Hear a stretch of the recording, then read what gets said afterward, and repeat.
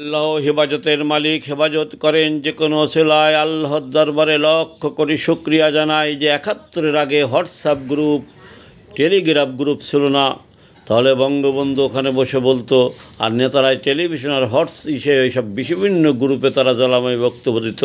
যেমন বর্তমানে শেখ হাসিনা বলছে বিভিন্ন গ্রুপে নেতারা যে জ্বালাময় বক্তব্য দিচ্ছে একেবারে গ্রুপে, জি আপা আমি ৫ লক্ষ লোক রেডি, যখন ডাক দেব চলে আসবে ইনশা আল্লাহ, কোনো চিন্তা করবেন না আপা আমরা লন্ডন আছি, কোনো চিন্তা করবেন না আপা আমরা মালয়েশিয়া আছি, কোনো চিন্তা করবেন না আপা আমরা অস্ট্রেলিয়া আছি, আমরা ইটালি আছি, আমরা সৌদি আরব আছি, আমরা ভারত আছি, ইনশাল্লাহ আপনাকে বীরের বেশে বাংলাদেশে নিয়ে আসবো।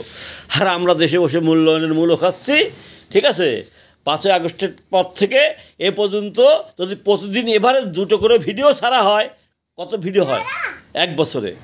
কিন্তু নেতারা লেওরার মাথা। শেখ হাসিনা বলছে তোমরা কর্মীদের খবর নাও, আর নেতারা ওখানে বসে জি পা পা পা পা পা জি আপা আপা পা পা ওরে আপা পা পা পা আমরা আছি আপা, ইনশাল্লাহ কর্মীদের খবর নিয়ে আমরা উল্টে দিচ্ছি আপা, পা পা পা পা পা পা আসেন আপা, ইনশাল্লাহ আসেন, আসা আপা চলে আসেন আপা।